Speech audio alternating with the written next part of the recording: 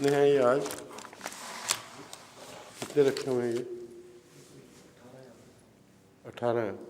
اس کے علاوہ بھی ہیں کچھ پڑے ہوئے تیار؟ کتنے؟ 32 تیار ہیں۔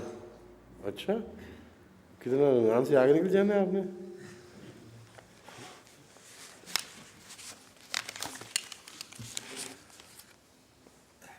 اعوذ باللہ من الشیطان الرجیم، بسم اللہ الرحمن الرحیم۔ یا ایھا الذین آمنوا لا تتخذوا الذین اتخذوا دینکم ہزوا ولعبا من الذین اوتوا الکتاب من قبلکم والکفار اولیاء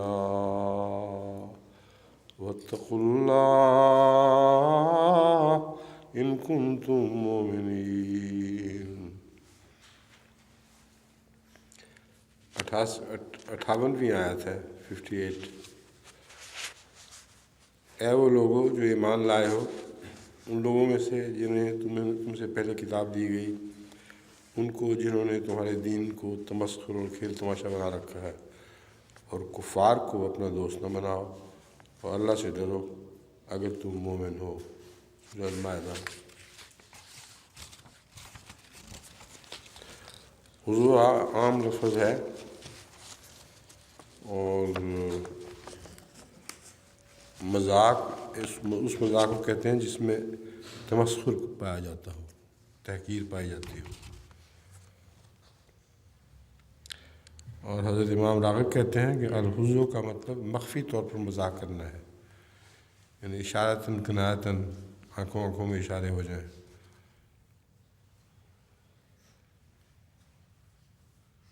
مزاح سے ملتی جلتی بات کو بھی حزو کہتے ہیں۔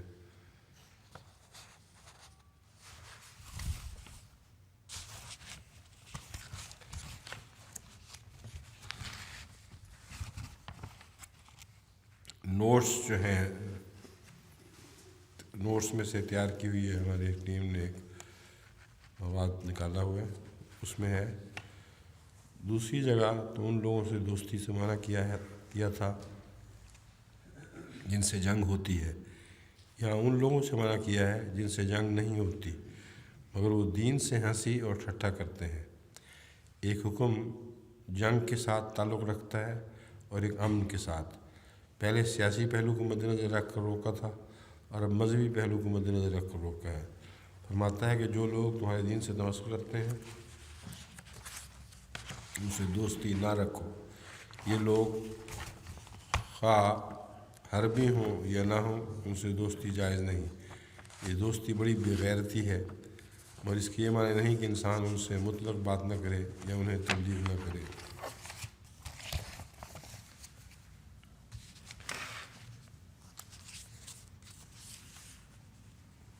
59ویں آیت۔ نادیتم الی الصلاۃ اتخذوها ہزوا ولعبا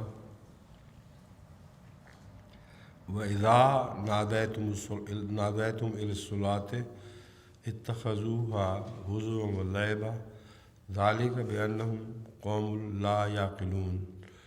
اور جب تم نماز کے لیے بلاتے ہو تو وہ اسے مذاق اور کھیل تماشا بنا دیتے ہیں، اس بنا پر ہے کہ وہ ایسے لوگ ہیں جو عقل نہیں رکھتے۔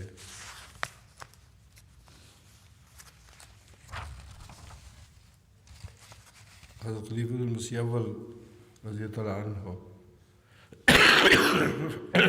معاف کرنا فرماتے ہیں، قرآن کریم تذلیل اور اہانت کے طور پر ان لوگوں کا حال بیان کرتا ہے جو عقل سے کام نہیں لیتے اور بے عقلی کے بد نتائج میں مبتلا ہوتے ہیں۔ جیسے فرمایا وَإِذَا نَادَيْتُمْ إِلَى الصَّلَاةِ اتَّخَذُوهَا هُزُوًا وَلَعِبًا ذَلِكَ بِأَنَّهُمْ قَوْمٌ لَا يَعْقِلُونَ۔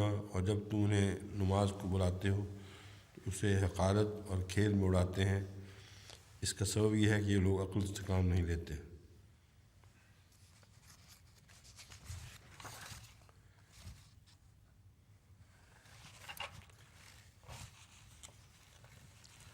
اذانوں کے متعلق یہ آج کل تو پاکستان میں मालूम होता है सिखों की हुकूमत है, मगर पुराने ज़माने के सिखों की। नए ज़माने के सिख तो माशाअल्लाह जहाँ जहाँ हमारी अज़ानें होती हैं उनमें मददगार बनते हैं। जो रणजीत सिंह के ज़माने में कहा जाता है कि सिखों में मशहूर था, अज़ान की आवाज़ अगर पड़ जाए खाना खाते वक्त तो खाना बरिष्ट हो जाता है, और 5 वक्त की अज़ानें होती थीं। बड़ी मुश्किल पड़ी हुई थी उनको, हम क्या करें। तो एक वफ़द बना के वो रणजीत सिंह के पास गए। रणजीत सिंह बहुत ही ज़्यादा अक्लमंद और दाना इंसान थे। उन्होंने मुसलमानों को बुलाया, क्यों भी ये तुम क्या जुल्म कर रहे हो इन लोगों पर कि इनका खाना बरिष्ट कर देते हो। उन्होंने कहा हमारी तौबा हम नहीं करेंगे आइंदा से, मगर बात यह है कि हमें 5 वक्त नमाज़ें पढ़ने का हुक्म है, और हर शख्स जो मुसलमान है उसको इत्तला होनी चाहिए कि अब नमाज का वक्त हो गया, सुबह, दोपहर, शाम, मगरिब, इशा। तो इसका इंतज़ाम आप करवा दें तो हमें कोई ज़रूरत नहीं कि खाना बरिष्ट करने की। तो रणजीत सिंह ने कहा उनको सिखों को कि अब तुम्हारे सुपुर्द है ये, रोज़ाना हर मुसलमान का दरवाज़ा खटखटाना है 5 वक्त, और उनको बताना है कि अज़ान नमाज का वक्त हो गया।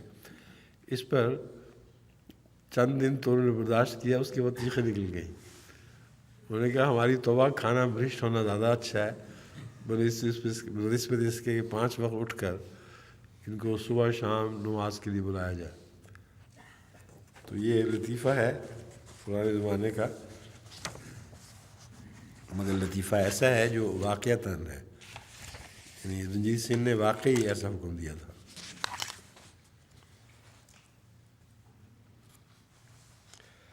कुल या अहलल किताब हल तनक़िमून मिन्ना इल्ला अन आमन्ना बिल्लाहि व मा उन्ज़िला इलैना व मा उन्ज़िला मिन क़ब्ल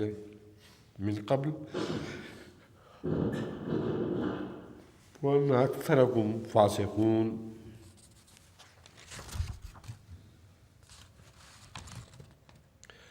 अल्लामा महमूद बिन उमर अज़-ज़िमश्क़ी लिखते हैं, तुम इंसाफ की कमी, फ़िस्क़ और शहवात की पैरवी की वजह से और हमारे ईमान ले आने की वजह से नाला हो। हज़रत खलीफ़ा मसीह अव्वल रज़ियल्लाहु तआला अन्हु का नोट है, उन्हें कहो ए किताब वालो, तुम इसलिए हमसे बेजार हो कि हम ईमान लाए अल्लाह पर और उस पर जो हम नाज़िल किया गया, और तुम्हारी नाराज़गी की जड़ ये है कि तुम हुदूद इलाहिया को तोड़ने वाले हो।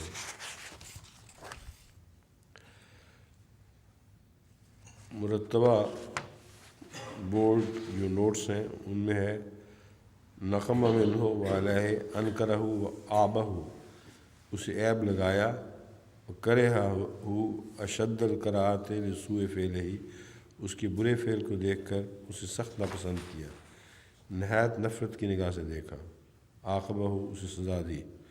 ये सब माने यहाँ लगते हैं।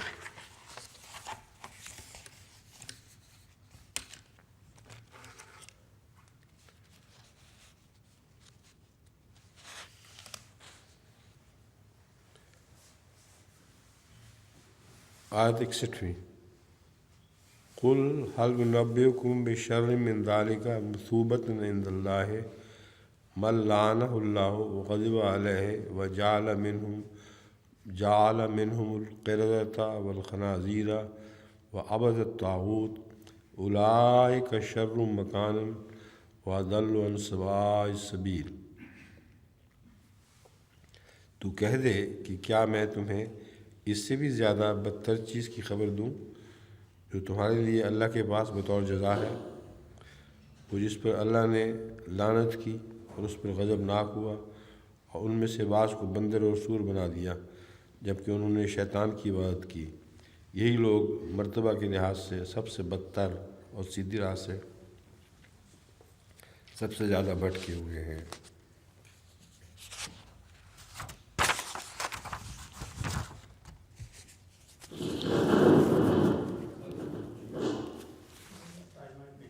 क्या हुआ?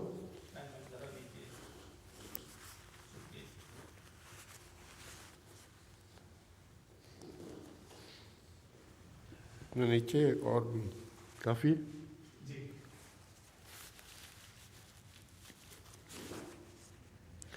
مفردات میں حضرت امام راغب رحمۃ اللہ علیہ لکھتے ہیں صوبن کا اصل معنی کسی چیز کا اپنے پہلے ہی حالت کی طرف لوٹنا ہے،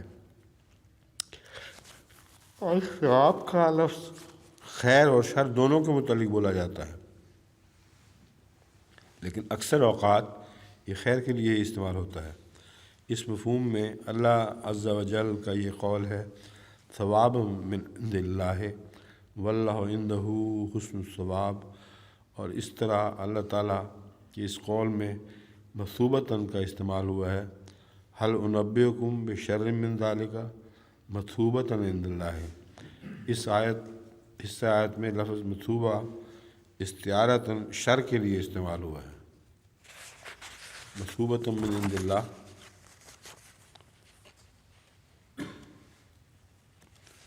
یہ مثوبۃ عند اللہ من نہیں ہے.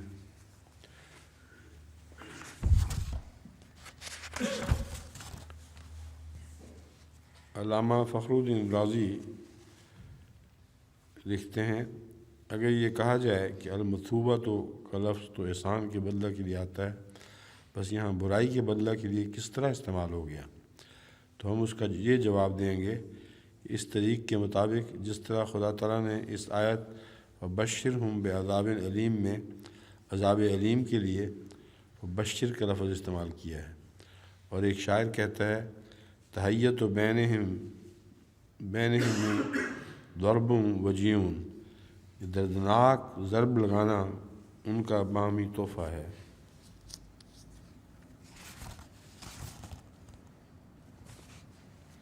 حضرت خلیفہ بن مسیح اول رضی اللہ تعالیٰ عنہ لکھتے ہیں قل هل انبئکم بشر من ذلک فاما الانسان اذا ما ابتلاه ربه فاکرمہ ونعمہ فیقول ربی اکرمن، واما اذا ما ابتلاه فقدر علیہ رزقہ فیقول ربی اہانن. سے معلوم ہوتا ہے کہ ابتلا دو قسم کے ہیں. ہمارے ملک میں اگر کسی سے پوچھتے ہیں یہ کیا حال ہے تو وہ کہتا ہے بڑا فضل ہے، جس سے مراد یہ ہے کہ مال مویشی اولاد سب کچھ ہے. اسی طرح فضل الہی کے چھن جانے سے بھی یہی مقصود ہوتا ہے یہ چیزیں ہیں، یہ ہیں نہیں. اللہ تعالیٰ اس صورت میں فرماتا ہے کہ فضل کا دار و مدار تو یتیم کے ساتھ سلوک کرنے، کسی مسکین کو کھانا کھلانے کی ترغیب پر ہے، اور یہ کہ مال سے زیادہ محبت نہ ہو. اس رکوع میں بعثت کے نشان فرمائے ہیں. ترجمہ یہ ہے کیا ہم اطلاع دیں تمہیں اس کی جس کو ایک برا نتیجہ ملا ہے. جعل منہم القردۃ والخنازیر، وہ ذلیل کر دیے گئے، چنانچہ یہودیوں کی نسبت ارشاد ہے الا بحبل من اللہ وحبل من الناس. اور آل عمران 113 اور اگلا حوالہ ہے لا تنصرون یہود 114. اب خنازیر کا ترجمہ جو اصل ہے وہ یہ ہے، یہاں اور معنی بھی ہیں جس وجہ سے ان کو خنازیر کہا گیا. حضرت خلیفہ مسیح اول نے اس کے دو حصے بیان کیے ہیں خنزیر کی گندی صفات کے. ہر وہ شخص جو مال دنیا کا حریص ہو اور شہوت کا حریص ہو.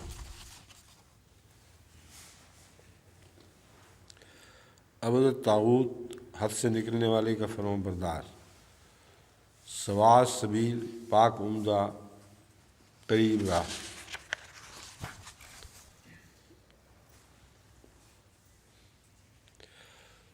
پھر حضرت خلیفہ مسیح اول رضی اللہ تعالیٰ عنہ لکھتے ہیں وہ جو اپنے آپ کو ابراہیم کے فرزند کہلاتے تھے ان کی نسبت قرآن ہی نے خود شہادت دی اکثرہم الفاسقون، ان میں سے اکثر لوگ فاسق تھے. اور یہاں تک فسق و فجور نے ترقی کی ہوئی تھی کہ جعل منہم القردۃ والخنازیر، یہ اس وقت کے لکھے پڑھے سجادہ نشین خدا کی کتاب مقدس کے وارث لوگوں کا نقشہ ہے. وہ ایسے ذلیل و خوار ہے جیسے بندر، وہ ایسے شہوت پرست اور بے حیا ہیں جیسے خنزیر۔ اس سے اندازہ کرو ان لوگوں کا جو پڑھے لکھے نہ تھے، جو موسیٰ کی گدی پر نہ بیٹھے ہوئے تھے۔ پھر یہ تو ان کے اخلاق بد، عادات بد یا عزت و دولت کی حالت کا نقشہ ہے۔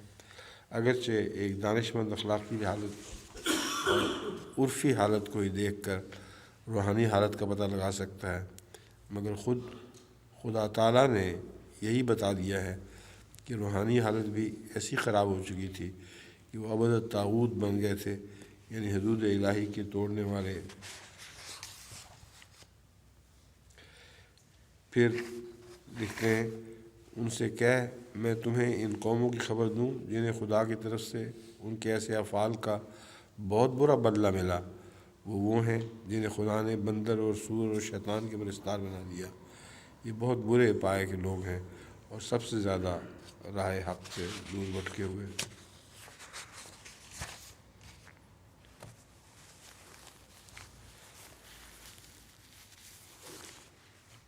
حضرت مسیح موعود علیہ السلام فرماتے ہیں، یہ ضرور نہیں کہ آنے والے کا نام در حقیقت عیسیٰ بن مریم ہی ہو، بلکہ احادیث کا مطلب یہ ہے کہ خدا تعالیٰ کے نزدیک قطعی طور پر اس کا نام عیسیٰ بن مریم ہے، یعنی عملاً اس کا نام جو بھی ہو، خدا کے نزدیک اس کا نام عیسیٰ بن مریم ہے۔ جیسے یہودیوں کے نام خدا تعالیٰ نے بندر اور سور رکھے اور فرما دیا کہ جعل منہ القردۃ والخنازیر، ایسا ہی اس نے اس امت کے مفسد تباہ لوگوں کو یہودی ٹھہرا کر اس عاجز کا نام مسیح ابن مریم رکھ دیا، اور اپنے الہام میں فرمایا جعلناک المسیح ابن مریم۔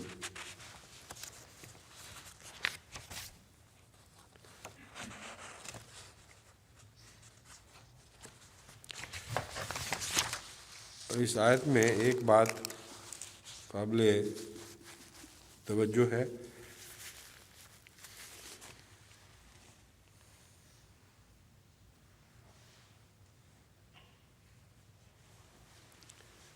وہ اس سے پہلی آیت میں تھی، غالباً میں بیان کرنے بھول گیا تھا۔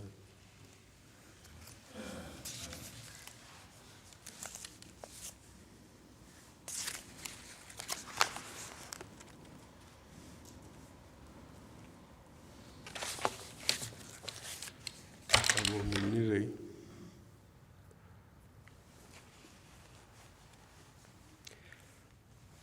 اصل میں وہ میرے نوٹس میں جو آیات ہیں ان میں نہیں ہے۔ حضرت خلیفۃ المسیح اول رضی اللہ تعالیٰ عنہ نے ایک دوسری روایت اس کی آیت کا حوالہ دیا ہوا ہے، یہ بعض دوسری آیات کا حوالہ دیا ہوا ہے، ان سے بات نکلتی ہے کہ جب اللہ تعالیٰ اپنے کسی بندے کا رزق کم کر دیتا ہے یا پہلے اس کو فراخی دیتا ہے تو پھر وہ کہتا ہے ربی اکرمن۔ تو یہاں لفظ اکرمن جو ہے یہ گستاخی ہے، کیونکہ اللہ تعالیٰ کسی کا اکرام کرنے کا وہ پابند نہیں ہے، اور وہ اپنی بڑائی کے طور پر کہتے ہیں گویا ہمارے خدا نے ہمارا اکرام کیا، ہمارے سامنے جھکا۔ اور جب ان کا رزق تنگ ہوتا ہے تو کہتے ہیں ربی اہانن، کہ میرے رب نے میری اہانت کی ہے، اور یہ بہت بڑی گستاخی ہے۔ اللہ اہانت نہیں کرتا کسی کی، وہ تو ادنا آدمی کسی بڑے کی اہانت کیا کرتا ہے، تو خدا بندے کی اہانت نہیں کر سکتا، وہ خود بڑا ہے، وہ جھک کر بندے کو بڑا بنایا اور اس کی اہانت کرے، یہ تو ہو ہی نہیں سکتا۔ تو یہ خیال تھا جو پچھلی دفعہ دن پڑھا تو مجھے خیال آیا کہ اب اس کی وضاحت کر دوں۔ آیت 62، وَإِذْ جَاءُوكُمْ قَالُوا آمَنَّا وَقَدْ دَخَلُوا بِالْكُفْرِ وَهُمْ قَدْ خَرَجُوا بِهِ وَاللَّهُ أَعْلَمُ بِمَا كَانُوا يَكْتُمُونَ۔ اور جب وہ تمہارے پاس آتے ہیں تو کہتے ہیں ہم ایمان لے آئے، حالانکہ وہ کفر کے ساتھ ہی تمہارے اندر داخل ہوئے تھے اور اس کے ساتھ ہی باہر نکل گئے، اور اللہ اس کو سب سے زیادہ جانتا ہے جو وہ چھپاتے ہیں۔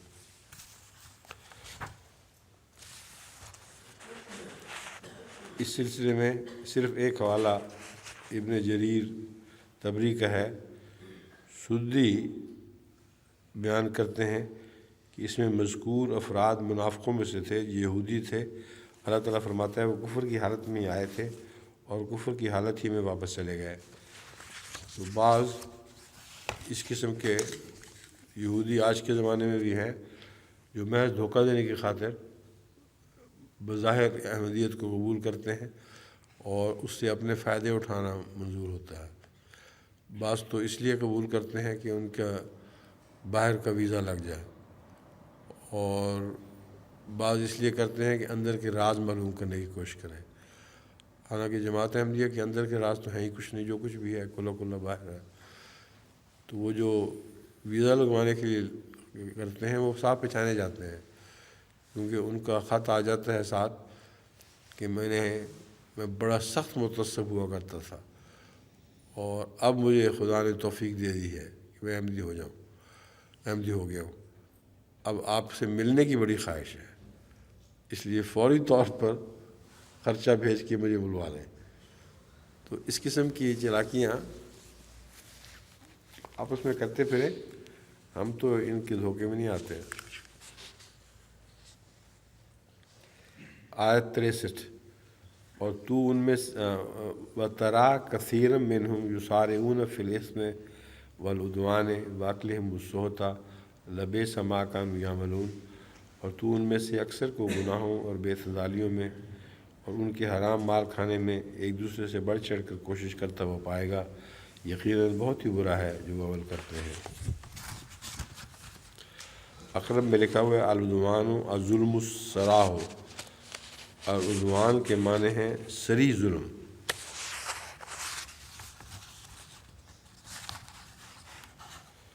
حضرت خلیفۃ المسیح اول رضی اللہ تعالیٰ عنہ کے نوٹس میں ہے والعدوان حد بندیوں سے نکلنے والے، اکلہم السوت حرام خور، یہ زمین اخبار بدر میں چھپا ہوا ہے، نوٹس میں سے نہیں نکالا ہوا۔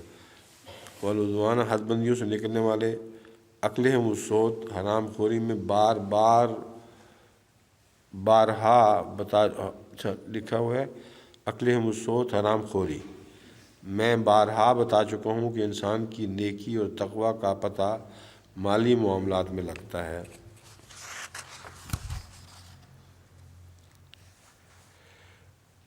پھر فرماتے ہیں نور الدین ایڈیشن سوم میں درج ہے، بہت سے ان میں سے تم خوب دیکھتے ہو بدکاری اور بغاوت اور حرام خوری میں بڑھ بڑھ کر قدم مارتے ہیں، بہت ہی برے کام ہیں جو وہ کرتے ہیں۔ حضرت مسیح موعود علیہ السلام فرماتے ہیں اور اکثر اہل کتاب کو تو دیکھے گا کہ گناہ کے کاموں کی طرف دوڑتے ہیں اور حرام کھاتے ہیں، کیا ہی برے یہ کام اور بدعمالیاں ہیں کہ یہ لوگ کر رہے ہیں، ان کے مشائخ اور علماء کیوں ان برے کاموں سے ان کو منع نہیں کرتے، اور دیکھتے ہیں کہ وہ جھوٹ بولتے اور جھوٹی گواہیاں دیتے ہیں اور حرام کھاتے ہیں، پھر بھی چپ رہتے ہیں، پس یہ ان کے علماء بھی برے کام کر رہے ہیں کہ خاموش رہ کر ان کی بدی میں آپ کو شریک کرتے ہیں۔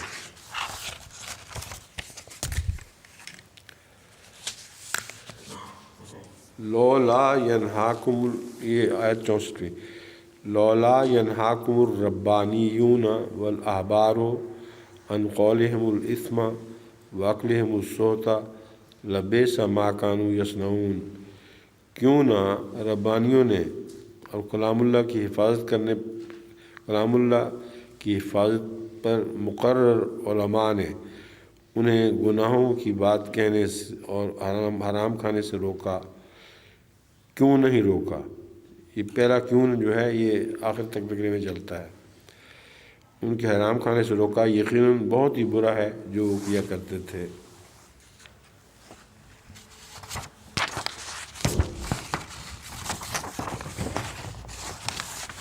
حدیث نبوی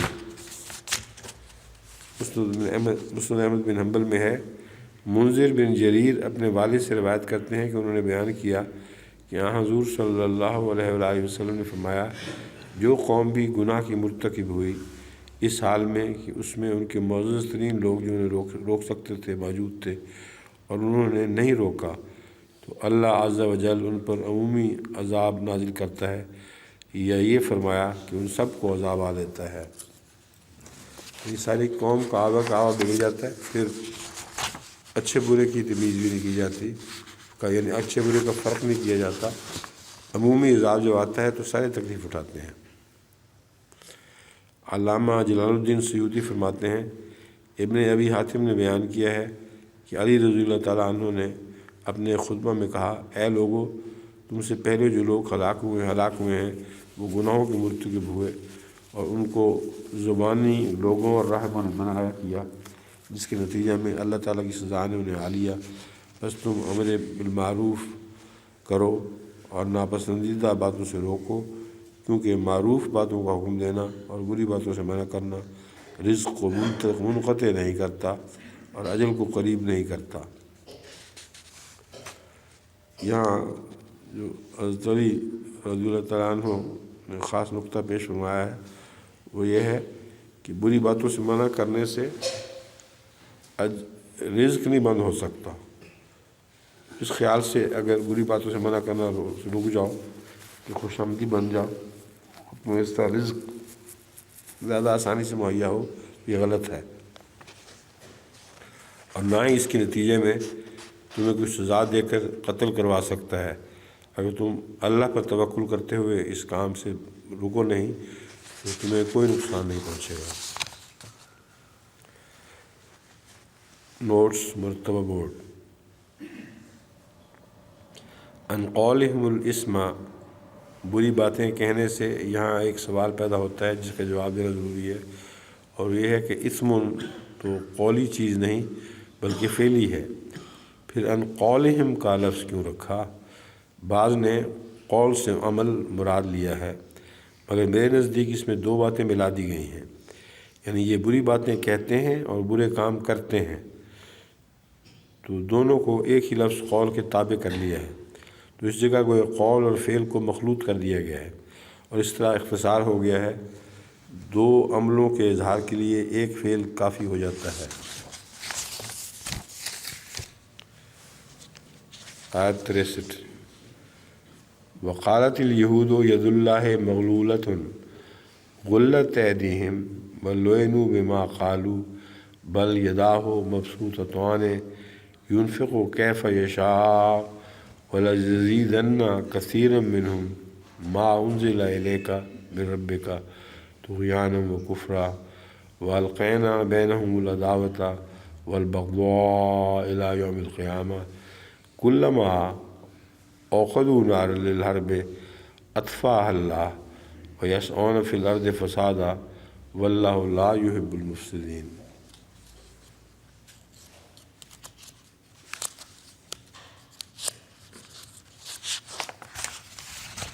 ترجمہ۔ اور یہود نے کہا اللہ کا ہاتھ بند کیا ہوا ہے، خود انہی کے ہاتھ بند کیے گئے ہیں، اور جنہوں نے کہا اس کے سبب سے ان پر لعنت ڈالی گئی ہے، بلکہ اس کے تو دونوں ہاتھ کھلے ہیں، وہ جیسے چاہے خرچ کرتا ہے، اور جو تیرے رب کی طرف سے اتارا گیا ان میں سے بہتوں کو بغاوت اور انکار میں یقیناً بڑھا دے گا، اور ہم نے ان کے درمیان قیامت کے دن تک دشمنی اور بغض ڈال دیے ہیں، جب بھی وہ جنگ کی آگ بھڑکاتے ہیں اللہ اسے بجھا دیتا ہے، اور وہ زمین میں فساد پھیلانے کے لیے دوڑتے پھرتے ہیں، اور اللہ فساد کرنے والوں کو پسند نہیں کرتا۔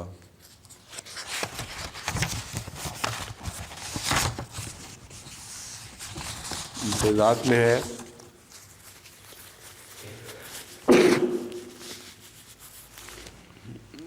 غلل کا اصل معنی غلل کا اصل معنی اندر گھسنا اور داخل ہو جانا ہے، اور اسی سے الغلل نکلا ہے جو درختوں کے درمیان چلنے والے پانی کو کہتے ہیں، اور اس پانی کو غیل بھی کہتے ہیں، اور ان غلہ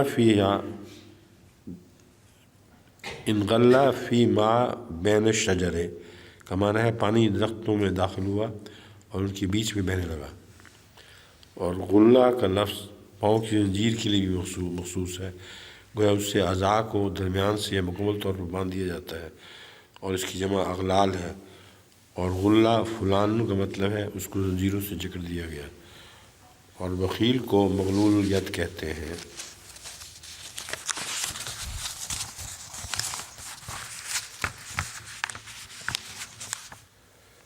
عقدو کی لفظ کے تابع حضرت امام راغب فرماتے ہیں وقدت النار، آگ روشن ہوئی، الوقود ایندھن کی لکڑیاں جن سے آگ جلائی جائے، آگ کے شعلے سے حاصل ہونے والی گرمی کو بھی وقود کہتے ہیں۔ اسی سے وقدت الصیف کا محاورہ ہے جس کا معنی ہے موسم گرما کی نہایت تیز گرمی۔ واتقد فلان غضباً کے معنی ہے فلاں غصہ سے بھڑک اٹھا۔ استعارہ کے طور پر وقد واتقد للحرب کا فعل لڑائی بھڑکنے کے معنی میں استعمال ہوتا ہے، اس میں لڑائی کو آگ سے مشابہ قرار دیا گیا ہے۔ اللہ تعالیٰ نے فرمایا کلما اوقدوا نارا للحرب اطفاها اللہ، اور کبھی استعارہ کے طور پر چمک دمک کے معنی میں بھی استعمال ہوتا ہے، جیسے اتقد الجوہر والذہب، جیسے ہیرا اور سونا چمک اٹھے اس کے لیے بھی اتقدا، اس میں بھی آگ کی طرح ایک تیزی سی شعلہ سا نکلتا ہے۔ علامہ ابن جریر طبری لکھتے ہیں یہ اللہ تعالیٰ کی طرف سے خبر ہے یہود کی ان جسارتوں پر جو اپنے رب کے بارے میں کرتے تھے کہ خدا کی طرف ایسی صفات منسوب کرتے تھے جو اس میں نہیں، اور اس آیت کے ذریعے ان کی سرزنش کی گئی ہے، اور اس میں خدا نے اپنی طرف سے اپنے نبی صلی اللہ علیہ وآلہ وسلم کی تعریف کی ہے کہ یہود قدیم سے آپ کے بارے میں جہالت سے کام لیتے تھے، یعنی آپ کو پہچان کر بھی قبول نہیں کیا، اور آپ کے بارے میں نادانی اور دھوکہ دہی سے کام لیا، اور آپ کے تمام بڑے بڑے احسانات کو جو آپ نے ان پر کیے ان کی ناشکری کی، اور آپ نے ان کو کثرت کے ساتھ ان کے بڑے بڑے جرائم کے ارتکاب پر معاف کیا۔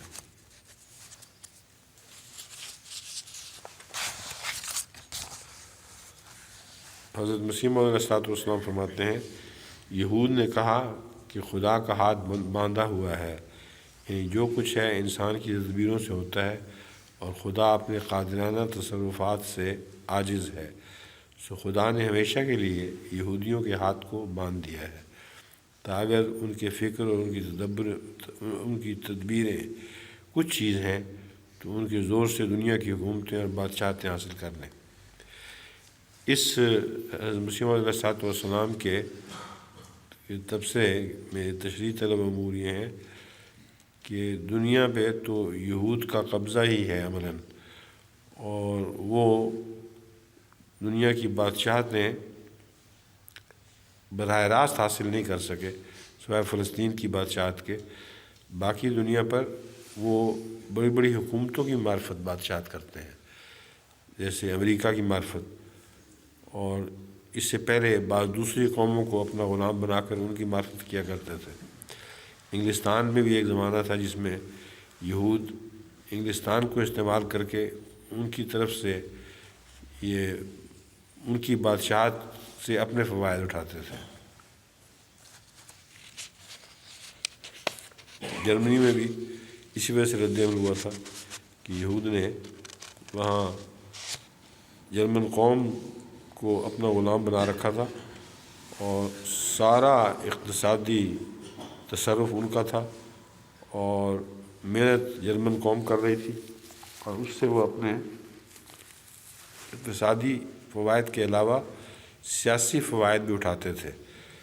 تو حضرت مسیح موعود علیہ السلام کی یہ بات کہ دنیا کی بادشاہتیں اپنے زور اور فکر سے نہیں حاصل کر سکے، بلکہ یعنی براہ راست نہیں کر سکے، بلکہ دوسری حکومتوں اور بادشاہتوں کے ذریعے سے حاصل کی۔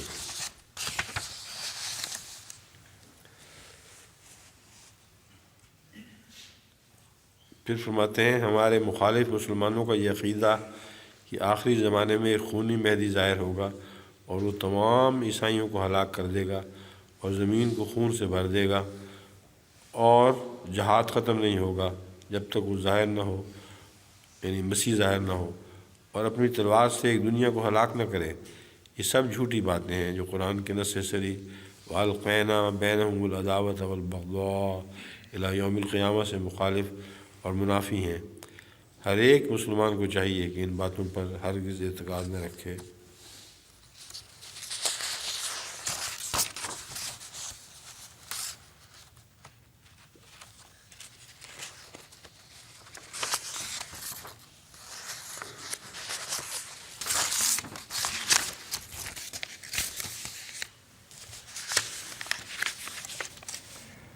آیت 66 وَلَوْ أَنَّ أَهْلَ الْكِتَابِ آمَنُوا وَاتَّقَوْا لَكَفَّرْنَا عَنْهُمْ سَيِّئَاتِهِمْ وَلَأَدْخَلْنَاهُمْ جَنَّاتِ النَّعِيمِ، اور اگر اہل کتاب ایمان لے آتے اور تقوی اختیار کرتے تو ہم ضرور ان کی برائیاں ان سے دور کر دیتے، اور ہم ضرور انہیں نعمتوں والی جنتوں میں داخل کرتے۔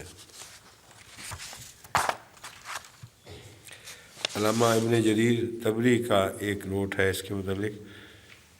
وہ فرماتے ہیں کہ وَلَوْ أَنَّ أَهْلَ الْكِتَابِ آمَنُوا وَاتَّقَوْا کے بارے میں قتادہ رضی اللہ تعالیٰ عنہ کہتے ہیں کہ آمنو سے مراد یہ ہے کہ وہ اس کلام پر ایمان لے آتے جو اللہ نے اتارا ہے، اور واتقوا سے مراد یہ ہے کہ ان چیزوں سے اجتناب کرتے جو اللہ تعالیٰ نے حرام قرار دی ہیں، تو لَكَفَّرْنَا عَنْهُمْ سَيِّئَاتِهِمْ، ہم ان کی برائیاں دور کر دیتے۔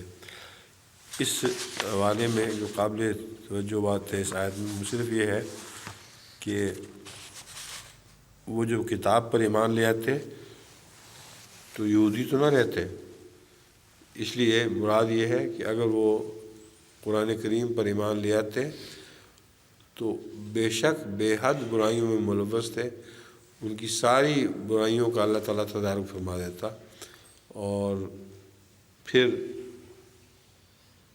ان کی سچی اصلاح نفس کی ہو سکتی تھی، ورنہ دھوکہ دے کے جب مسلمان بنتے ہیں تو ان کو کچھ بھی فائدہ نہیں پہنچے گا۔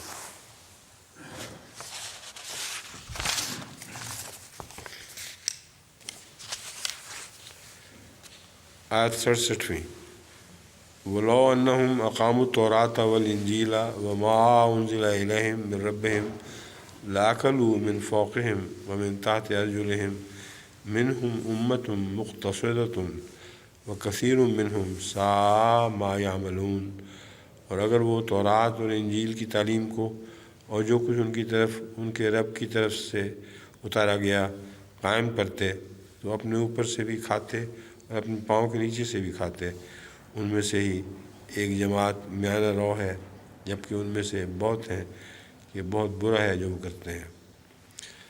اب قرآن کریم نے منہم امت مقتصد کثیر منہم ساء ما یعملون کر کے اپنے انصاف کے رویہ کو یہاں بھی قائم رکھا ہے، یعنی تمام یہود کو زیر الزام نہیں لایا، بلکہ فرمایا منہم امت مقتصد، ان میں نیک اور پاک میانہ رو لوگ بھی ہیں، اور مشکل یہ ہے کہ بھاری اکثریت ان کی فاسق و فاجر ہو چکی ہے، اس لیے ساری قوم کو انہوں نے بگاڑ دیا ہے۔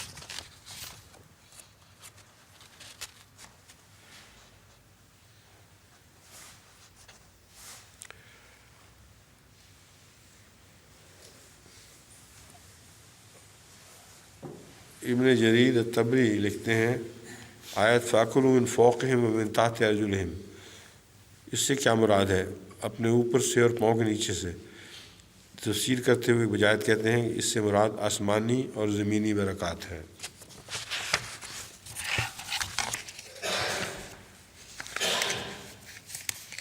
بارش اترتی ہے آسمان سے اور ہر قسم کی خوراک زمین سے اگتی ہے، تو یہ مراد ہے کہ اوپر سے بھی اللہ تعالیٰ کا فضل نازل ہوتا ہے تو ان کو نیچے سے ملتا ہے۔ آیت 68 اے رسول اچھی طرح پہنچا دے جو تیرے رب کی طرف، یا ایھا الرسول بلغ ما انزل الیک من ربک وان لم تفعل فما بلغت رسالتہ واللہ یعصمک من الناس ان اللہ لا یہدی القوم الکافرین۔ اے رسول اچھی طرح پہنچا دے جو تیرے رب کی طرف سے تیری طرف اتارا گیا ہے، اور اگر تو نے ایسا نہ کیا تو گویا تو نے اس کا پیغام نہیں پہنچایا، اور اللہ تجھے لوگوں سے بچائے گا، یقیناً اللہ کافر قوم کو ہدایت نہیں دیتا۔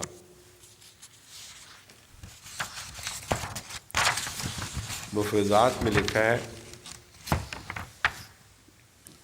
الاسمو کے معنی روکنے کے ہیں، اور اعتصام کے معنی ہے مضبوطی سے پکڑنا۔ فرمایا لا عاصم اليوم من امر اللہ ہے، یعنی کوئی چیز اسے بچا نہیں سکتی اللہ کے حکم سے۔ عصمت الانبیاء کے معنی انبیاء کی حفاظت کے ہیں، اس طرح کہ اول یہ کہ ان کے ان کو صاف شفاف جوہر سے پیدا کیا، دوم انہیں جسمانی اور روحانی فضائل سے آراستہ کیا، سوم ان کی مدد کی، انہیں استقلال بخشا، ان پر اپنی طرف سے سکینت نازل کی، ان کے دلوں کی حفاظت کی، اور انہیں اپنی توفیق خاص سے نوازا، جیسا کہ فرمایا واللہ یعصمک من الناس۔ حدیث نبوی میں ہے، حضرت عائشہ رضی اللہ تعالیٰ عنہ فرماتی ہیں، بخاری کی حدیث ہے، اگر کوئی شخص تجھے یہ کہے کہ حضرت محمد صلی اللہ علیہ وسلم نے اس میں سے جو آپ پر نازل کیا گیا ہے کچھ حصہ چھپا دیا ہے، تو ایسے شخص نے جھوٹ بولا۔ اللہ تعالیٰ تو فرماتا ہے یا ایھا الرسول بلغ ما انزل الیک من ربک، تو اللہ تو حکم دے رہا ہو کہ سب بات پہنچا دے، اور آپ نے کچھ چیزیں چھپا لیا ہو، یہ ممکن ہی نہیں ہے۔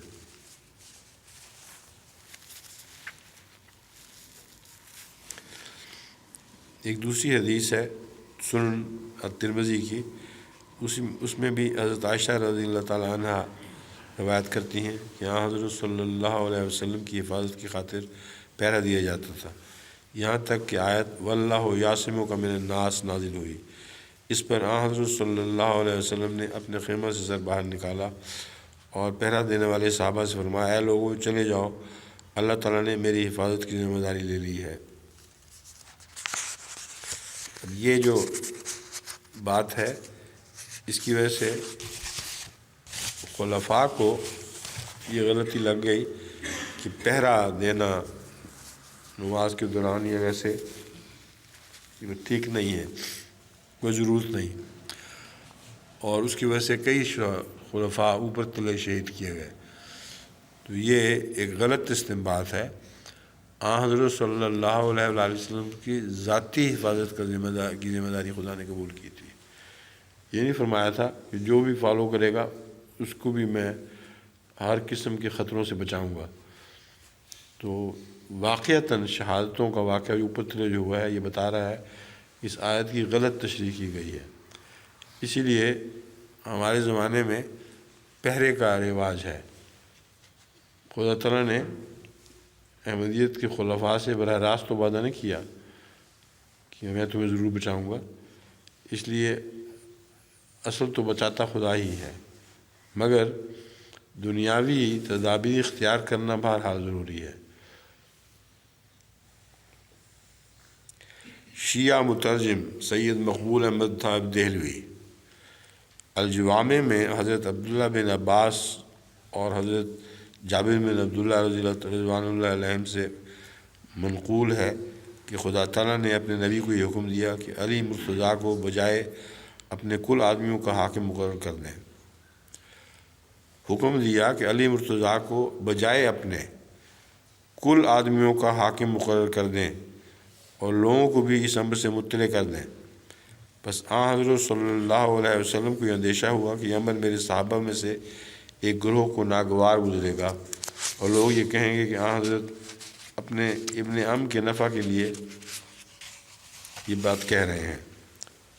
اس وقت یہ آیت نازل ہوئی، اور بروز غدیر خم حضرت صلی اللہ علیہ وسلم نے علی مرتضیٰ کا ہاتھ اپنے ہاتھ میں لے کر لوگوں کو دکھا دیا، اور یہ فرمایا من کنت مولاہ فعلی مولاہ، اور یہی آیت پڑھی۔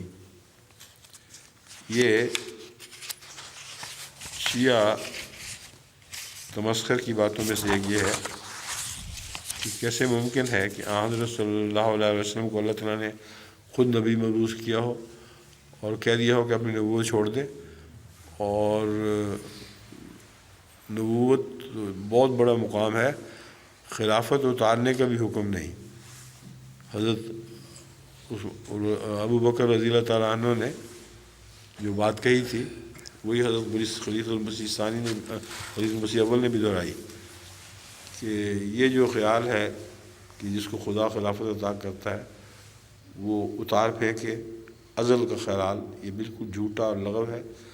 جب کوئی شخص اس قابل نہیں رہے گا کہ خدا کے نزدیک اس کا خلیفہ رہنا باقی ہو، مناسب ہو، تو اللہ اس کو اٹھا سکتا ہے، اور ویسے طبی موت بھی آتی ہے، تو کیا تکلیف ہے تم لوگوں کو؟ تو حضرت رسول اللہ صلی اللہ علیہ وسلم کے متعلق خدا کا یہ طریق اختیار کرنا کہ اپنی زندگی میں اپنی نبوت چھوڑ دے اور اپنی بجائے حضرت علی کو مقرر کر دے، یہ انتہائی گستاخی ہے۔ اگر کوئی خوف ہو پاکستان میں لوگوں کو خدا کا اور بندوں کا نہ ہو، تو جتنے شیعہ ہیں ان کے اپنے قول کے مطابق، اپنے قوانین کے مطابق گستاخی رسول میں ان سب کو سزا مل جانی چاہیے، ایک شیعہ بھی نہیں بچنا چاہیے، مگر وہ ڈرتے ہیں لوگوں سے اور نام خدا کا لیتے ہیں۔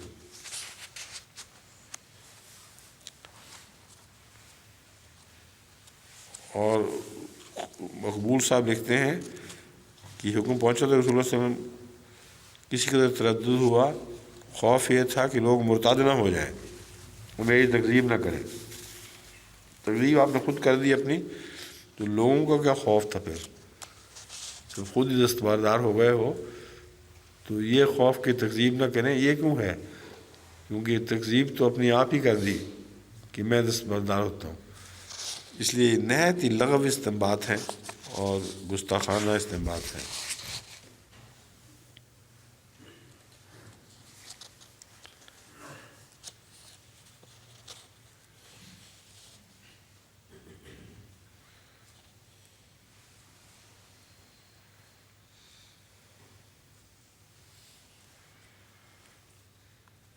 حضرت خلیفۃ المسیح اول فرماتے ہیں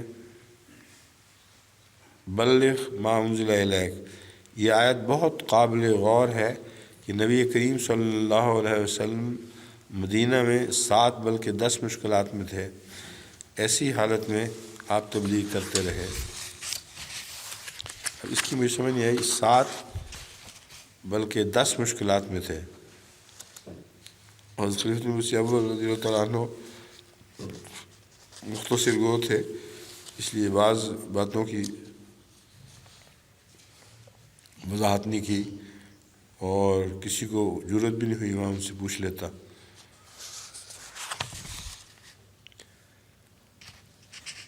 تو یہ تکلیفیں تو بہت بے شمار تھیں، 7 یا 10 کی بحث نہیں ہے۔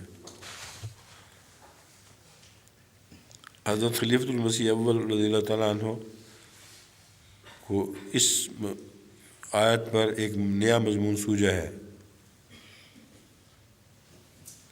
کہ حضرت عمر رضی اللہ تعالیٰ عنہ کیسے بڑے آدمی، کیسے مدبر تھے اور باروب۔ حضرت عثمان رضی اللہ تعالیٰ عنہ ایک چلتا پرزا قوم بنو امیہ میں سے تھے، یعنی حضرت عثمان چلتا پرزا نہیں تھے بلکہ بنو امیہ بڑی چلتی پرزی قوم تھی، ان میں بڑے بڑے عقلمند اور تجربہ کار تھے۔ حضرت علی بڑے شجاع و بہادر تھے، مگر قتل کرنے والوں نے حضرت علی کو قتل کر دیا، حضرت عثمان کو مارنے والوں نے تمام صحابہ کرام کے سامنے مار دیا، اور حضرت عمر کو نماز پڑھتے ہوئے ایک اکیلے شخص نے خنجر لگا دیا، حالانکہ وہ زمانہ اسلام کی پوری شوکت کا زمانہ تھا۔ ان لوگوں کے پاس حفاظت کے سامان بھی تھے، ارد گرد سب خیر خواہ تھے، مگر پھر بھی قتل کر ہی دیے گئے۔ برخلاف اس کے نبی کریم صلی اللہ علیہ وسلم اتنی مشکلات میں عرب کا اکثر حصہ اور اپنے پرائے دشمن، پھر کس تحدی سے جاہلوں کو للکار کر پیشگوئی کی جاتی ہے، واللہ یعصمک من الناس، اور یہ پیشگوئی پوری بھی ہوئی، کیونکہ اس کے بعد بہت سی جنگیں ہوئی ہیں اور ان میں حضرت صلی اللہ علیہ وسلم سب سے آگے ہوا کرتے تھے، اور سب سے زیادہ خطرناک جگہ لڑنے کی وہ ہوتی تھی جہاں حضرت اقدس محمد رسول اللہ صلی اللہ علیہ وسلم ہوتے تھے، کیونکہ لڑائی آپ کے ارد گرد ہی گھومتی تھی، لوگوں کا مقصد آپ کو مارنا تھا۔ اور اسی ضمن میں آپ کے وہ جو جنگوں میں سے واقعات ہے جس میں وہ شعر بھی ہے، انا نبی لا کذب انا ابن عبد المطلب۔ ایک دفعہ لڑائی نے اتنا زور مارا کہ لوگوں کے پاؤں اکھڑ گئے اور سواریاں بھاگ کھڑی ہوئیں۔ اس وقت حضرت صلی اللہ علیہ وسلم نے بجائے اس کے کہ چھپاتے اپنے آپ کو، کھلم کھلا اعلان کیا، انا نبی لا کذب، میں نبی ہوں، جھوٹ نہیں بولتا، انا ابن عبد المطلب، یعنی یہ بھی بتا دیا کہ میں عبد المطلب کا بیٹا ہوں۔ تو اس طرح جتنے صحابہ نے یہ بات سنی وہ فوراً لوٹ گئے، یہاں تک کہ بیان روایت میں آتا ہے کہ ان میں سے بعض کو اپنی سواریوں کی گردنوں پر چھری پھیرنی پڑی، کیونکہ وہ رکنے کا نام نہیں لیتی تھی۔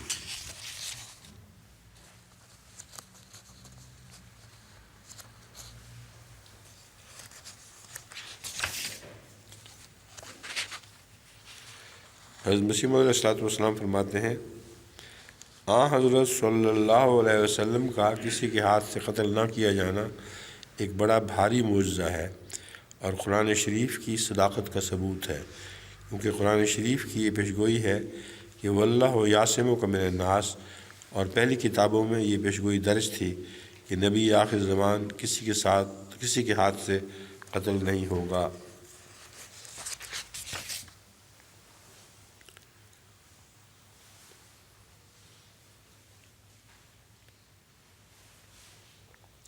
وہ جو پیشگوئی ہے یہ یسائیہ باب 42 آیت 6 میں ہے۔ وہ الفاظ یہ ہیں، میں خداوند نے تجھے صداقت سے بلایا، میں ہی تیرا ہاتھ پکڑوں گا اور تیری حفاظت کروں گا اور لوگوں کے عہد اور قوموں کے نور کے لیے تجھے دوں گا۔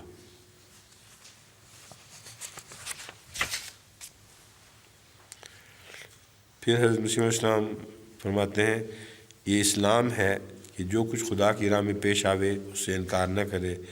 اگر حضرت صلی اللہ علیہ وسلم اپنی عصمت کی فکر میں خود لگتے تو واللہ یعصمک من الناس کی آیت نہ نازل ہوتی۔ اس سے پتہ چلتا ہے کہ آپ کو اپنی فکر نہیں رہی تھی، تبھی اللہ تعالیٰ نے آپ کی فکر شروع کی، یا یہ یقین کہ اللہ میری فکر کرے گا، اس یقین کی وجہ سے اپنی فکر سے مستثنیٰ ہو گیا۔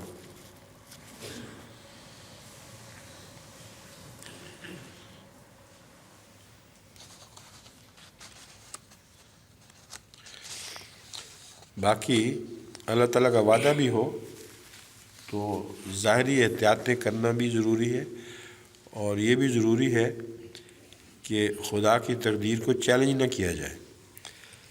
چنانچہ حضرت مسیح علیہ السلام فرماتے ہیں،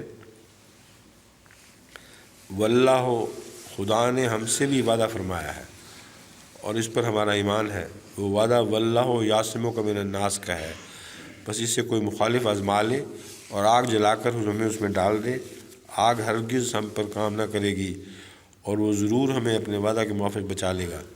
لیکن اس کے یہ معنی نہیں ہے کہ ہم خود آگ میں کودتے پھریں، یہ طریق انبیاء کا نہیں ہے۔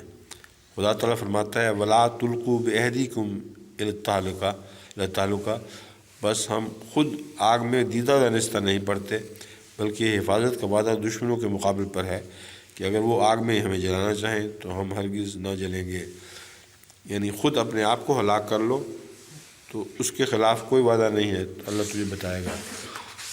بعض جاہل علماء نے پچھلے دنوں انگلستان میں واقعہ ہوا ہے، جو وہ بالغ کا چیلنج بھیجا گیا تھا بڑے بڑے مولویوں کو، اس کے جواب میں ایک مولوی نے کہا کہ آپ اور میں ہم دونوں یہاں کسی بہت اونچی عمارت پہ چڑھ جاتے ہیں اور اس کے بعد پہلے آپ چھلانگ لگائیں پھر میں لگاؤں گا، اگر آپ بچ گئے تو پھر میں چھلانگ لگاؤں گا۔ تو میں نے اس کو جواب میں کہا کہ تم تو وہی شیطان ہو جو حضرت مسیح کو ایک پہاڑی پہ لے گیا تھا اور کہا تھا کہ چھلانگ لگاؤ تم بچ جاؤ گے۔ تو حضرت مسیح نے کہا میں پہچان گیا ہوں تمہیں شیطان ہو تم تو شیطان ہو، اور شیطان ہم پہ نازل نہیں ہوا کرتے، اس لیے تمہارا ایک ہی علاج ہے کہ خود ہی چھلانگ مار کے خودکشی کر لو۔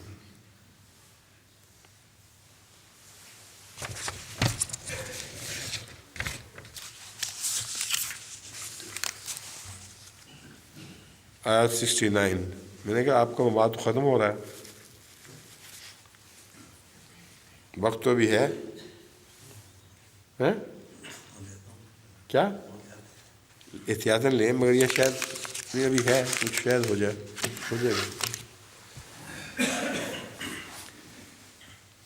آیت 69 قل یا اہل الکتاب لستم علی شیء حتی تقیموا التوراۃ والانجیل وما انزل الیکم من ربکم ولیزیدن کثیرا منہم ما انزل الیک من ربک طغیانا وکفرا فلا تأس علی القوم الکافرین۔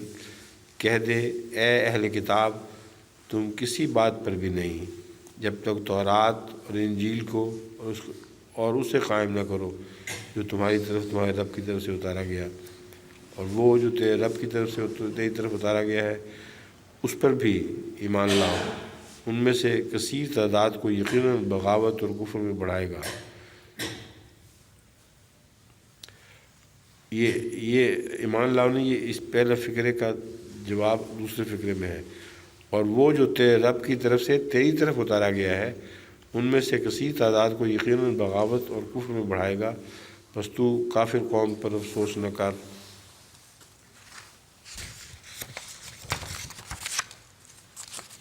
حضرت مسیح موعود علیہ السلام فرماتے ہیں، اس کا ترجمہ اور تفسیر، اے پیغمبر تو یہود اور نصارہ کو کہہ دے کہ جب تک تم توریت اور انجیل کے احکام پر نہ چلو اور ایسا ہی ان دوسری تمام کتابوں پر قائم نہ ہو جاؤ جو خدا کی طرف سے تمہیں دی گئی ہیں، تب تک تمہارا کچھ بھی مذہب نہیں، محض لا مذہب ہو کر اپنے نفسوں کی پیروی کر رہے ہو۔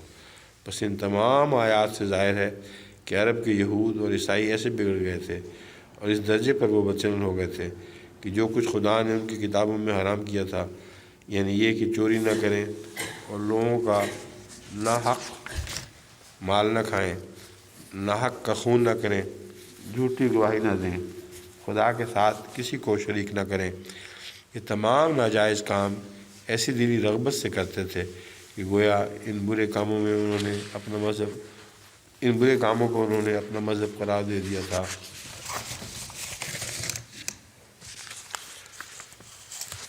آیت 70 ان الذین آمنوا والذین ہادوا والصابئون والنصارى من آمن باللہ والیوم الآخر وعمل صالحا فلا خوف علیہم ولا هم یحزنون۔ یقیناً وہ لوگ جو ایمان لائے اور جو یہودی ہوئے اور صابی اور نصرانی ہوئے، جو بھی اللہ پر ایمان لایا اور یوم آخر پر اور نیک عمل بجا لایا، ان پر کوئی خوف نہیں اور وہ کوئی غم نہیں کریں گے۔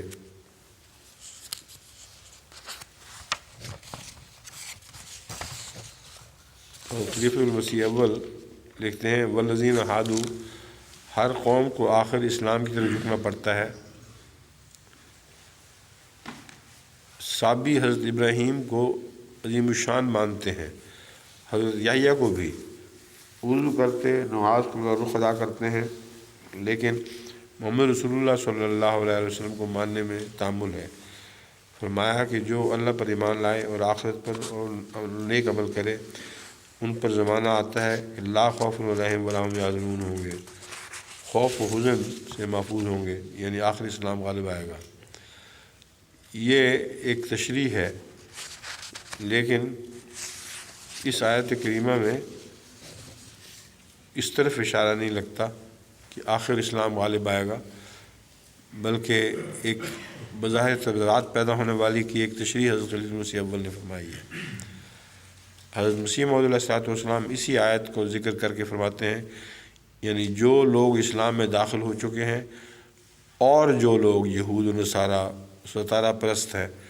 جو شخص ان میں سے اللہ اور آخرت کے دن پر ایمان لائے گا اور اعمال صالحہ بجا لائے گا، خدا اس کو ضائع نہیں کرے گا، اور ایسے لوگوں کا اجر ان کے رب کے پاس ہے، ان کو کچھ خوف نہیں ہوگا۔ یہاں مجوس ستارہ پرستوں کو بھی کہتے ہیں، لیکن دیگر ایسے مذاہب جو انبیاء پر ایمان لانے والے تھے ان کے متعلق بھی مجوس کا لفظ استعمال ہوتا ہے۔ اس لیے یہاں غالباً مجوس سے مراد ستارہ پرست نہیں، بلکہ وہ لوگ ہیں جو خدا تعالیٰ کی دوسری کتب اور شریعتوں پر عمل پیرا تھے، اور ان کے متعلق حضرت مسیح علیہ السلام کا قطعی فیصلہ اب اس ترجمے سے یہ نکلتا ہے کہ مسلمانوں کے علاوہ وہ لوگ یہود اور نصارہ اور یہ سب اگر نیک اعمال کریں گے اور آخرت پر ایمان لائیں گے، اصل میں آخرت پر ایمان لانا ان کے اعمال کی حفاظت کے لیے ضروری ہوتا ہے، اور یہ مراد نہیں ہے کہ وہ اسلام سے مبرہ ہو جائیں گے، اسلام لانے کی قید سے مستثنیٰ ہو جائیں گے۔ مراد یہ ہے کہ ایسے لوگ بے شمار دنیا میں موجود ہیں جن تک اسلام کا پیغام صحیح نہیں پہنچتا، لیکن نیک دل اور اپنی کتابوں پر ایمان لانے والے اور اس کے علاوہ آخرت پر ایمان لانے کے نتیجے میں اپنے اعمال کی حفاظت کرتے ہیں، یہ وہ لوگ ہیں جن کو کوئی غم نہیں ہوگا، اور اللہ تعالیٰ ان کو خوشخبری دیتا ہے کہ وہ جنتوں میں داخل ہوں گے۔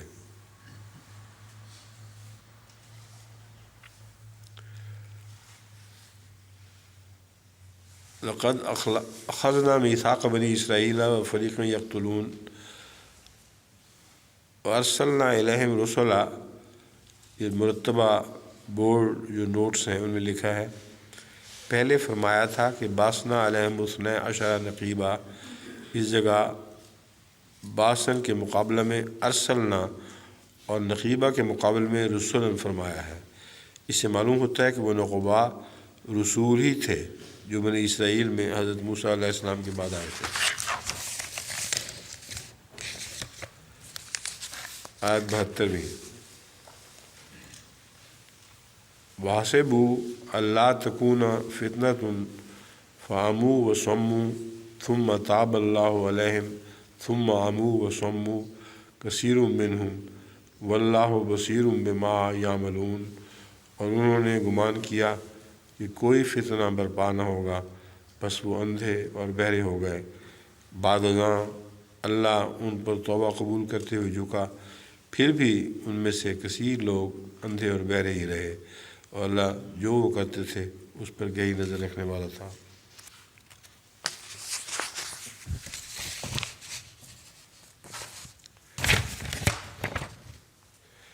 مفردات میں ہے علامہ بصارت اور بصیرت دونوں کے کھو دینے کے لیے بولا جاتا ہے، اور آنکھ کے اندھے کو آما اور دل کے اندھے کو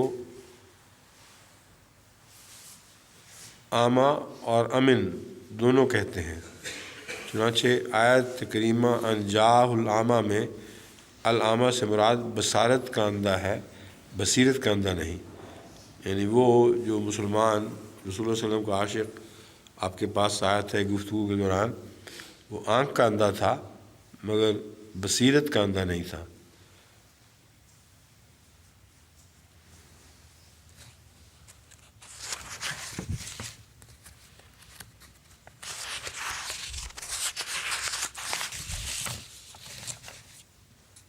سمو مفردات میں ہے السمم، کے معنی ہے سماعت کی حس کا ضائع ہو جانا۔ اس سے مراد ہر وہ شخص ہوتا ہے جو نہ تو حق کی آواز سنے اور نہ ہی اسے قبول کرے۔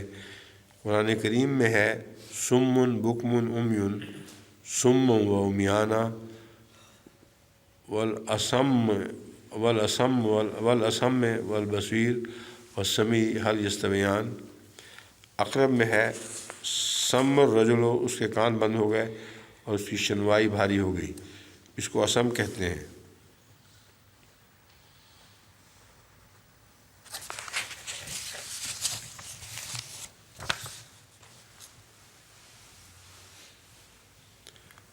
شیعہ مترجم سید مقبول احمد صاحب دہلوی فرماتے ہیں کافی میں جناب امام جعفر صادق علیہ السلام سے اس آیت کی تفسیر یوں منقول ہے کہ جس وقت جناب رسول خدا صلی اللہ علیہ وسلم ان لوگوں میں موجود تھے تو ان لوگوں کو یہ گمان تھا کہ ان کی کوئی آزمائش نہ ہوگی۔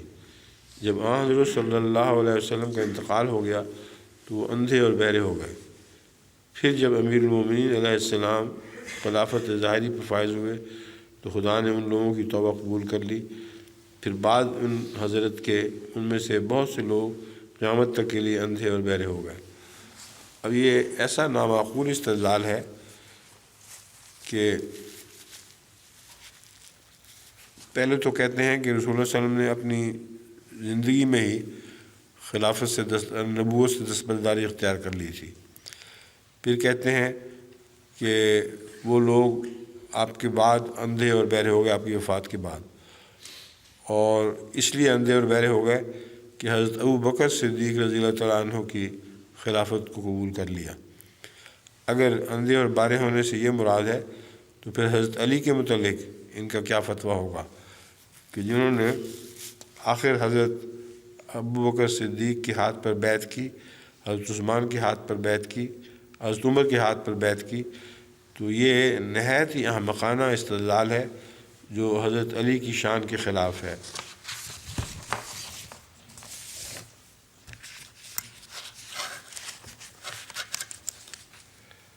لقد کفر الذین قالوا ان اللہ هو المسیح ابن مریم وقال المسیح یا بنی اسرائیل اعبدوا یا بنی اسرائیل اعبدوا اللہ ربی و ربکم انہ من یشرک باللہ فقد حرم اللہ علیہ الجنۃ ومأواہ النار وما للظالمین من انصار۔ یقیناً کفر کیا ان لوگوں نے جنہوں نے کہا اللہ ہی مسیح ابن مریم ہے، جبکہ مسیح نے تو یہی کہا تھا اے نبی اسرائیل، جبکہ مسیح نے تو یہی کہا تھا اے بنی اسرائیل، اللہ کی عبادت کرو جو میرا بھی رب ہے اور تمہارا بھی رب ہے۔ یقیناً وہ جو اللہ کے شریک ٹھہرائے اس پر اللہ نے جنت حرام کر دی ہے اور اس کا ٹھکانہ آگ ہے، اور ظالموں کے کوئی مددگار نہیں ہوں گے۔ مفردات میں ہے آیت مأواہم جہنم، ماوا کے معنی رہنے کی جگہ ہیں، یعنی جب انسان کسی جگہ سفر کر کے جاتا ہے اور وہاں سفر ختم ہو جائے، آگے پھر کوئی نہ رہے تو اس کو ماوا کہتے ہیں۔ اور اس کے علاوہ اقلب میں یہ معنی بھی لکھے ہیں کہ ہر وہ جگہ جہاں کوئی دن یا رات کو پناہ لے، خواہ عارضی پناہ ہو۔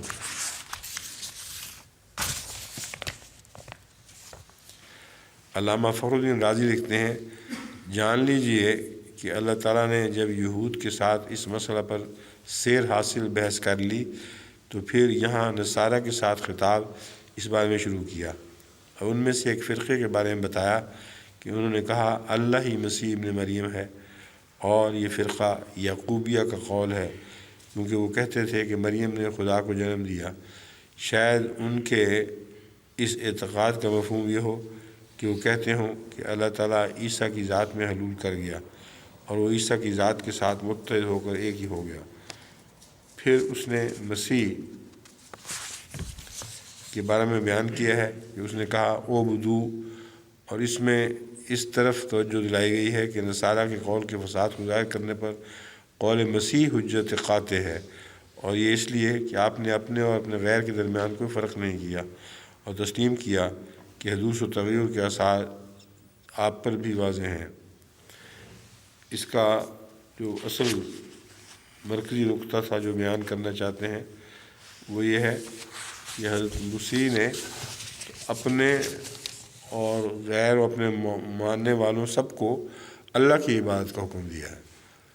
تو اگر وہ بھی خدا کے بیٹے ہوتے، باقی سب بھی بیٹے ہوتے، تو پھر یہ سارے بیٹے ہو گئے، اور اس کا مطلب ہے کہ یہ روحانی معنی ہے، اور حضرت مسیح کو الگ بیٹا قرار دینے کی کوئی بھی حکمت باقی نہیں رہتی، کیونکہ بیٹا باپ کے اصل پر ہوتا ہے، اور بیٹے نے اگر باپ کی عبادت کی تو عبادت کا سلیقہ کس سے پایا اس نے ورثے میں، اللہ نے تو کسی کی عبادت نہیں کی۔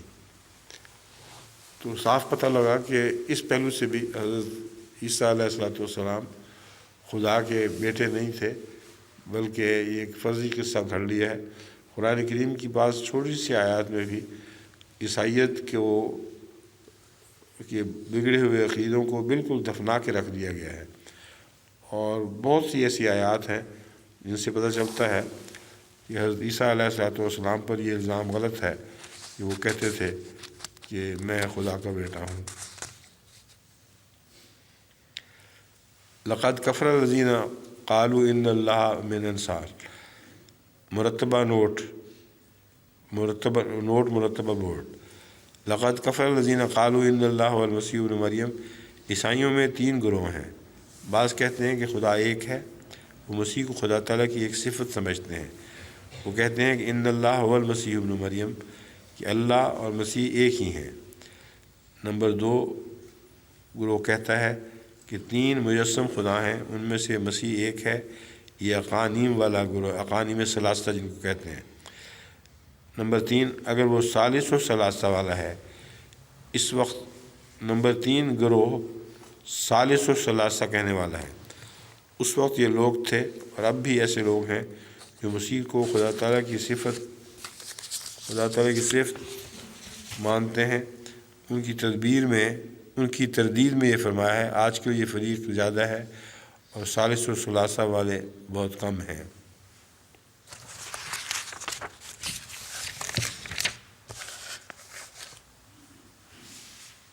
لقد کفر الذین قالوا ان اللہ ثالث ثلاثہ وما من الہ الا الہ واحد وان لم ينتہوا عما یقولون لیمسن الذین کفروا منہم وعذاب علیم نہیں ہے، لیمسن الذین کفروا منہم عذاب علیم۔ آیت 74۔ یقیناً کفر کیا ان لوگوں نے جنہوں نے کہا کہ اللہ 3 میں سے ایک ہے، حالانکہ ایک ہی معبود کے سوا اور کوئی معبود نہیں، اور اگر وہ اس سے باز نہ آئے جو وہ کہتے ہیں تو ان لوگوں کو جنہوں نے کفر کیا دردناک عذاب آ لے گا۔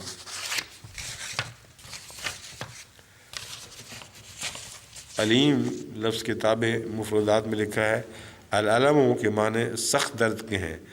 کہا جاتا ہے علم یعلم علمن وہو عالم،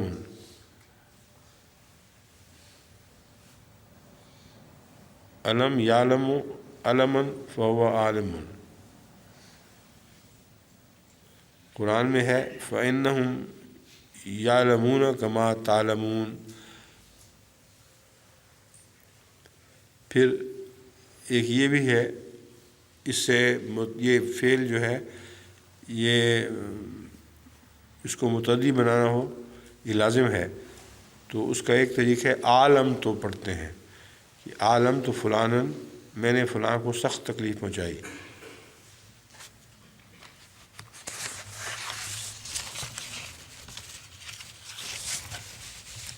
بورڈ کے مرتبہ نوٹس میں لکھا ہے لقد کفر الذین قالوا ان اللہ ثالث ثلاثۃ، یہ گروہ مسیح کو 3 میں سے تیسرا مانتا ہے، اور وہ یہ مانتا ہے کہ مسیح تیسرے درجے کے خدا تھے۔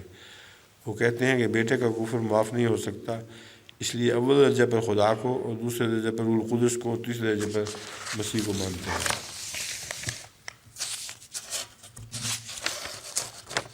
ہو گیا وہ ٹھیک ہے، آخری آیت نکالے دیتے ہیں آپ، ایک ہی صفحہ ہے، 75ویں آیت۔ افلا یتوبون الی اللہ ویستغفرونہ واللہ غفور رحیم، بس کیا وہ اللہ کی طرف توبہ کرتے ہوئے جھکتے نہیں اور اس سے بخشش طلب نہیں کرتے، جبکہ اللہ بہت ہی بخشنے والا اور بار بار رحم کرنے والا ہے۔ اس کے ساتھ یہ سب جو تشریحات ہیں لغت کی جو ساری گزر چکی ہیں، اور اس کے ساتھ کوئی بھی تبصرہ کسی قسم کا نہ علماء سابقہ کی طرف سے ہے، نہ خلیفۃ المسیح اول کے نوٹ، نہ حضرت مسیح علیہ السلام کا کوئی زائد تبصرہ، اس لیے یہ ترجمے کو ہی کافی سمجھیں، بالکل واضح ہے اور کھلی کھلی بات ہے۔ بس آج تو تو خیر آپ نے ریکارڈ توڑ دی ہے. ہاں 18 پہلے کبھی نہیں ہوئی, 11 سے زیادہ نہیں ہوئی تھی. ٹھیک ہے.